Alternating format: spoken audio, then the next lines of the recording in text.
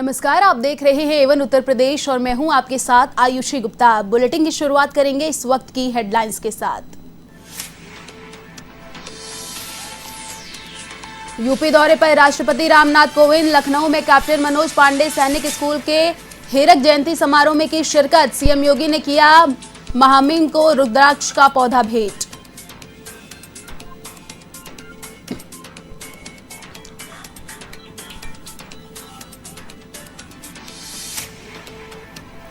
UP में विधानसभा चुनाव से पहले सियासी हलचल। पूर्व आईपीएस अमिताभ ठाकुर ने की नए राजनीतिक दल की गठन की घोषणा। वीडियो संदेश में मांगे आमजन से सुझाव।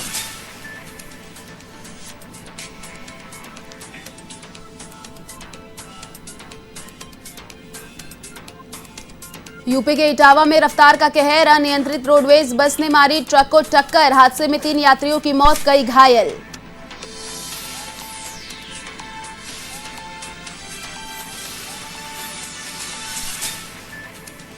यूपी के मैनपुरी में जमीनी विवाद को लेकर चली ताबड़तोड़ गोलियां। फायरिंग में वृद्ध सहित 2 लोगों की हुई मौत। मौके पर तनावपूर्ण हालात।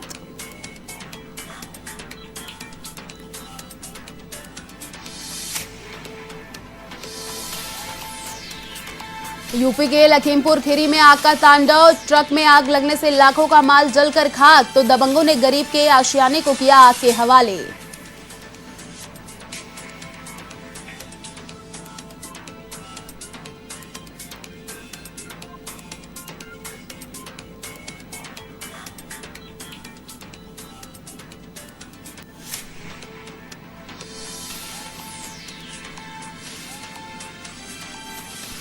और अब खबरें विस्तार से। राष्ट्रपति रामनाथ कोविंद के यूपी दौरे का आज दूसरा दिन है। ऐसे में राष्ट्रपति ने लखनऊ के कैप्टन मनोज पांडे सैनिक स्कूल के हीरक जयंती समारोह में शिरकत की, जहां उन्होंने डॉक्टर संपूर्णानंद की प्रतिमा का अनावरण किया। वहीं इस दौरान मुख्यमंत्री योगी आदित्यनाथ ने राष्ट्रपति को रुद्राक्ष का पौधा भेंट किया। कार्यक्रम में राज्यपाल Anandiben Patel, deputy CM doctor Dinesh Sharma भी मौजूद रहे। कार्यक्रम को संबोधित करते हुए राष्ट्रपति कोविंद ने कैप्टन मनोज पांडे सैनिक स्कूल की जमकर तारीफ की। उन्होंने कहा कि 15 अगस्त को प्रधानमंत्री ने देश भर के सैनिक स्कूलों में बेटियों को शिक्षा का ऐलान किया है, लेकिन यूपी के सैनिक स्कूल में 3 साल पहले से ही बेटियां शिक्षित हो रही हैं। अच्छी बात यह है कि इस साल पहली बार यहां की बेटियां एनडीए की परीक्षा में शामिल होंगी। राष्ट्रपति ने कहा कि उत्तर प्रदेश सरकार ने प्रदेश में 16 नए सैनिक स्कूल की स्थापना के लिए मंजूरी मांगी है। केंद्र सरकार के पास इसका प्रस्ताव गया है, जल्द ही उसे मंजूरी मिलने की संभावना है।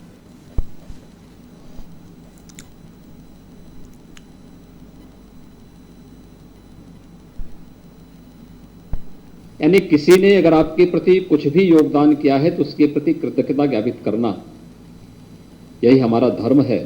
और उस धर्म का निर्वहन करने के लिए हमारी सरकार ने निर्णय लिया कि उन नींव के पत्थरों को समाज के सामने प्रस्तुत करना, जिन्होंने देश को एक परिकल्पना दी कि सैनिक स्कूल देश की आवश्यकता है, हमारी रक्षा सेनाओं के लिए ही नहीं, हमारे आंतरिक सुरक्षा के लिए, हमारे पैरामिलिट्री, हमारी पुलिस बल और जीवन के प्रत्येक क्षेत्र में, वह प्रशासन का क्षेत्र हो, स्वास्थ्य का क्षेत्र हो, उद्यमिता का क्षेत्र हो,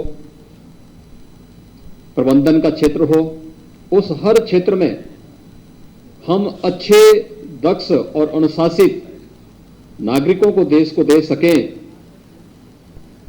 इस दृष्टि से सैनिक स्कूल की परिकल्पना डॉक्टर संपूर्णानंद जी ने 1960 में उत्तर प्रदेश में इस सैनिक स्कूल के माध्यम से साकार की थी। और आज देश के अंदर सैनिक स्कूलों की एक लंबी श्रृंखला खड़ी हुई है। ये हमारा सौभाग्य है कि उत्तर प्रदेश ने इस वर्ष अपना 5वें सैनिक स्कूल का शिलान्यास भी गोरखपुर में किया है। अत्याधुनिक शिक्षा के साथ साथ जीवन के प्रत्येक क्षेत्र में, शिक्षा का मतलब केवल पुस्तकीय ज्ञान नहीं हो सकता, बल्कि हम उसके अंदर अधिक से अधिक सकारात्मकता पैदा कर सकें, कैसे हम हर नागरिक को क्रिएटिव बना सकें। और मुझे लगता है एक सैनिक स्कूल इसका सबसे अच्छा माध्यम है, जिसका अनुसरण करके अन्य संस्थाएं भी आगे बढ़ सकती हैं। को इस बात के लिए बधाई देता हूं कि एक आपने नया नॉमेनक्लेचर, नए शब्द का नामकरण किया है, जो कि हमेशा सैनिक विद्यालय के साथ जुड़ा रहेगा।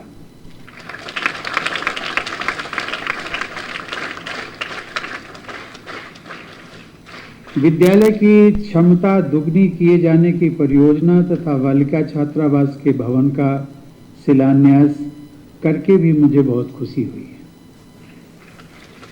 राष्ट्र निर्माण में अमूल्य योगदान देने वाले डॉक्टर संपूर्णानंद जी की प्रतिमा का अनावरण करके रामनगरी अयोध्या में रामायण कॉन्क्लेव का शुभारंभ करने 29 अगस्त को अयोध्या पहुंच रहे राष्ट्रपति रामनाथ कोविंद की सुरक्षा व्यवस्था को लेकर जिला प्रशासन अलर्ट मोड पर है। इसी के तहत रामकथा पार्क में जिलाधिकारी अनुज कुमार झा और एसएसपी आशीष तिवारी ने कार्यक्रम स्थल के साथ साथ राष्ट्रपति के जाने वाले रूट का भी निरीक्षण किया।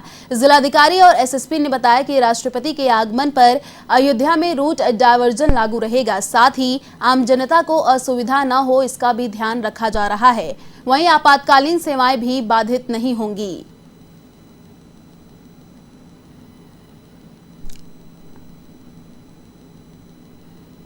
29 अगस्त को माननीय राष्ट्रपति महोदय का कार्यक्रम है, तो उसमें चूँकि वो प्रेसिडेंशियल ट्रेन से आएंगे तो उनके पूरे रूट की सुरक्षा और साथ ही अयोध्या में जो उनके जगह जगह जो भी उनके कार्यक्रम है वो उसकी पूरी सुरक्षा व्यवस्था कैसे रखी जाए उसकी तैयारी की जा रही है। और साथ ही इसमें पर्यटन विभाग के द्वारा कुछ शिलान्यास लोकार्पण का भी कार्यक्रम है तथा एक रामायण कॉन्क्लेव का शुभारंभ माननीय राष्ट्रपति जी करने जा रहे हैं, तो उसकी समस्त तैयारी जो है वो भी विभागीय तौर पे की जा रही है। साथ ही जितने भी हमारे ऐसे लोग हैं जो उनकी प्रॉक्सिमिटी में आएंगे कहीं ना कहीं, उनके स्वास्थ्य वगैरह की भी जो है जांच पड़ताल कराई जा रही है ताकि पूरा जो कार्यक्रम है वो एक सुरक्षित तरीके से संपन्न हो सके। विभिन्न स्थलों पर उनका कार्यक्रम प्रस्तावित है। उस कार्यक्रम को दृष्टिगत रखते हुए पर्याप्त सुरक्षा व्यवस्था, जिसमें हमारी 3 टियर सिक्योरिटी अरेंजमेंट इसमें इन प्लेस रहेगी, जिसमें CAPF, PSC, civil police, intelligence की टीमें हमारी मानक के अनुरूप निर्धारित स्थानों पर उनको डिप्लॉय किया जाएगा। साथ ही साथ आम जनमानस को परेशानी न हो उसके लिए हमारा डिटेल ट्रैफिक प्लान भी इसमें बना हुआ है, जिसमें जो डाइवर्जन पॉइंट है शहर के अंदर वो इंडिकेटेड हैं और उसके अलावा मिनिमम टाइम के लिए कोई भी ट्रैफिक रुकेगा ये इंश्योर कराया जाएगा।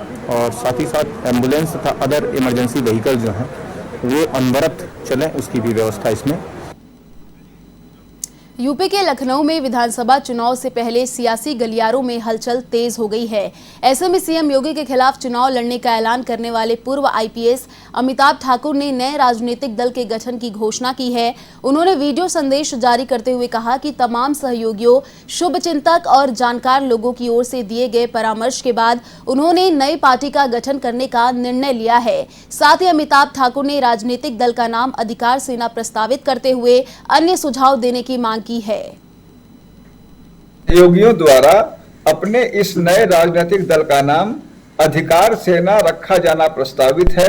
यदि आप इससे अलग कोई अन्य नाम प्रस्तावित करना चाहते हैं, साथ ही इस दल के उद्देश्यों, कार्यों, गठन और स्वरूप आदि को लेकर आपके जो भी प्रस्ताव हैं, सुझाव हैं, कृपया उन्हें शीघ्र भेजें ताकि हम उन्हें समायोजित करते हुए इसके गठन की प्रक्रिया शीघ्र प्रारंभ कर सकें।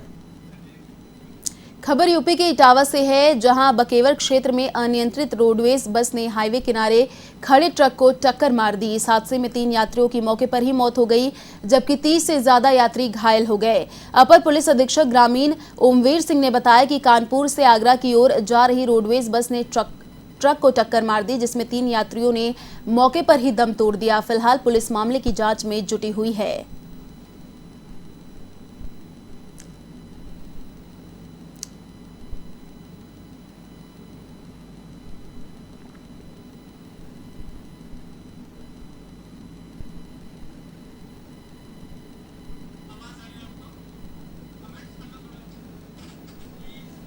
आपको बता दें, रोडवेज बस ने मारी ट्रक को टक्कर।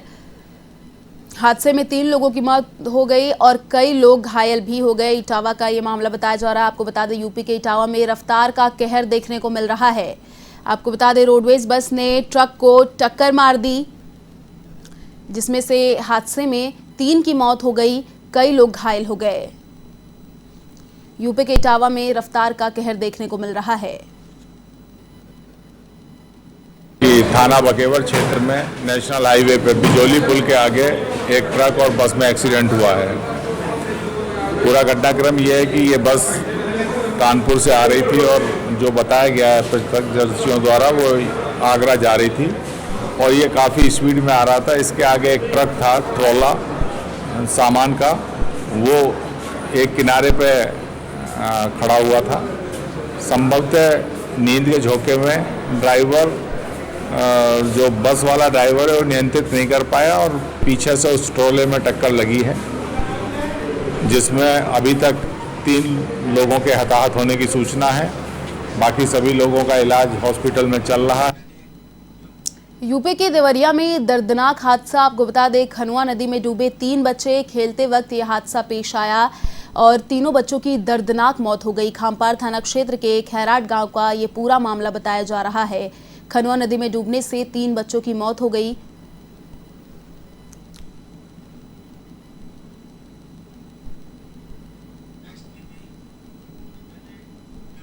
खबर यूपी के लखीमपुर खीरी से है, जहां चलते ट्रक में भीषण आग लग गई, जिससे ट्रक में रखा लाखों का सामान जलकर खाक हो गया।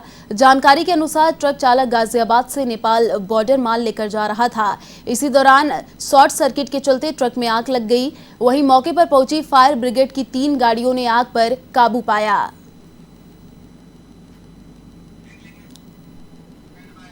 यूपी के कानपुर देहात में दर्दनाक सड़क हादसा पेश आया। आपको बता दें देवीपुर के पास अनियंत्रित होकर पेड़ से बस टकरा गई। हादसे में 1 दर्जन से ज्यादा यात्री घायल भी हुए। हादसे की सूचना पाकर मौके पर पुलिस पहुंची और घायलों को अस्पताल पहुंचाया। अस्पताल में कई यात्रियों की हालत नाजुक बताई जा रही है। सभी घायलों का इलाज जारी है।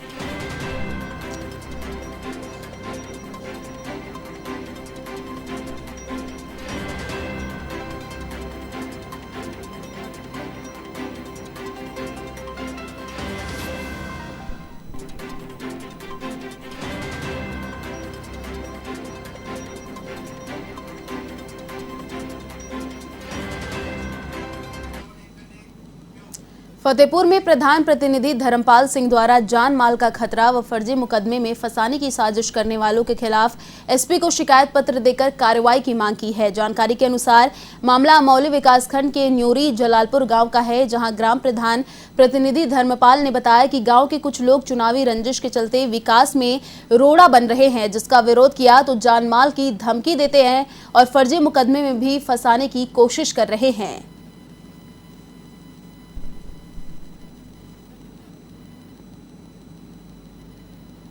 न्यूरी जलालपुर के प्रधान हैं, उनको फर्जी मुकदमे में फंसाया जा रहा है।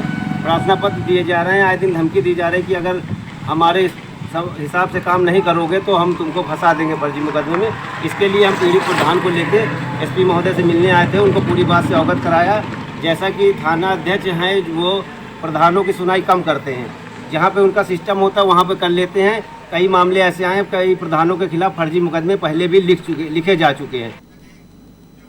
खबर यूपी के वाराणसी से है, जहां काशी हिंदू विश्वविद्यालय में मामूली कहासुनी के बाद हॉस्टल के 2 छात्र गुट आपस में ही भिड़ गए। इस दौरान मामला इतना बढ़ गया कि राजाराम और बिरला हॉस्टल के छात्र आपस में पत्थरबाजी करने लगे।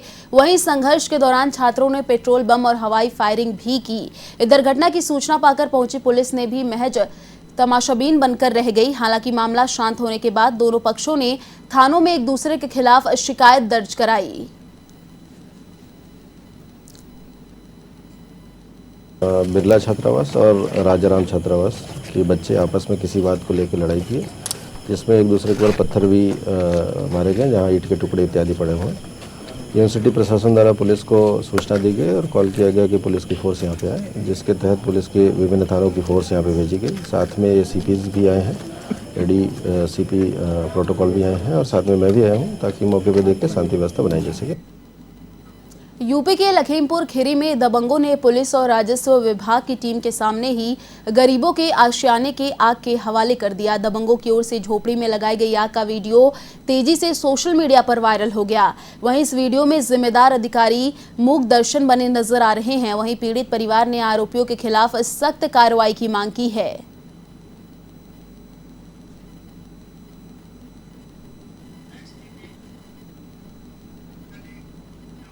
यूरोप महाद्वीप की सबसे ऊंची चोटी माउंट एल्ब्रस पर तिरंगा फहराने वाले युवा पर्वतारोही नीतीश सिंह का गोरखपुर पहुंचने पर जोरदार स्वागत किया गया। गोरखपुर रवानगी से पूर्व लोकसभा अध्यक्ष ओम बिरला ने उनके इस अभियान के लिए शुभकामनाएं दी थी। ऐसे में गोरखपुर पहुंचने के बाद नीतीश को बधाई देने वालों का तांता लग गया। साथ ही आपको बता दें कि स्वतंत्रता दिवस के अवसर पर नीतीश ने माउंट एल्ब्रुस पर भारत का गौरव तिरंगा फहराया था। वहीं इस अभियान में नोवा जायसवाल एंटरप्राइजेस, प्रोजेक्ट बालादिल्ली संस्था और सिंपली स्पोर्ट्स फाउंडेशन ने उनका सहयोग किया।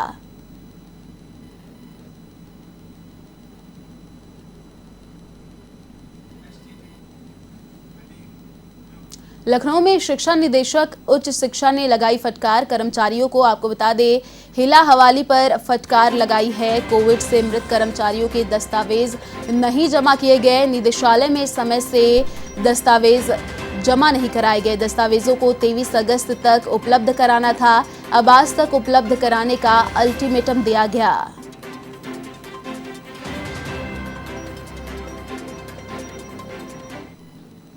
यूपी के कन्नौज में मिड डे मील की राशि के गबन के आरोपी शिक्षक को वीओ ने निलंबित कर दिया। आपको बता दें, साथ ही आरोपी प्रधानाध्यापक का चार्ज किसी दूसरे शिक्षक को देकर 3 दिन के भीतर छात्रों के खातों में राशि डालने के निर्देश दिए गए। जानकारी के मुताबिक कडेरा गांव में कंपोजिट विद्यालय में 321 छात्र पंजीकृत हैं, जहां कोरोना काल के दौरान प्रधानाध्यापक ने छात्रों की राशि पर हाथ साफ कर दिया। फिलहाल आरोपी प्रधानाध्यापक को निलंबित किया गया है।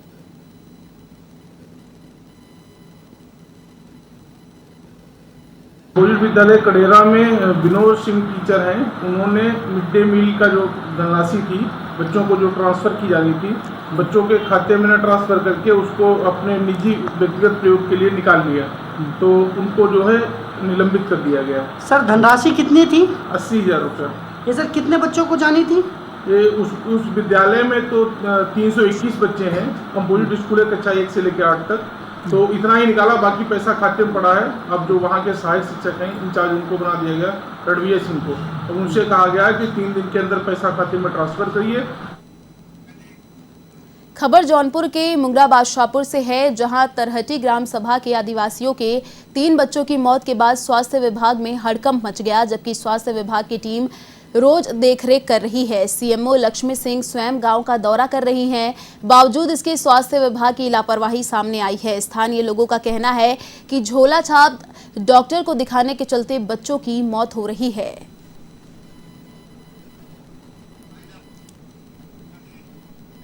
फिलहाल इस बुलेटिन में इतना ही। देश और दुनिया की तमाम बड़ी खबरों के लिए देखते रहिए A1 TV। नमस्कार।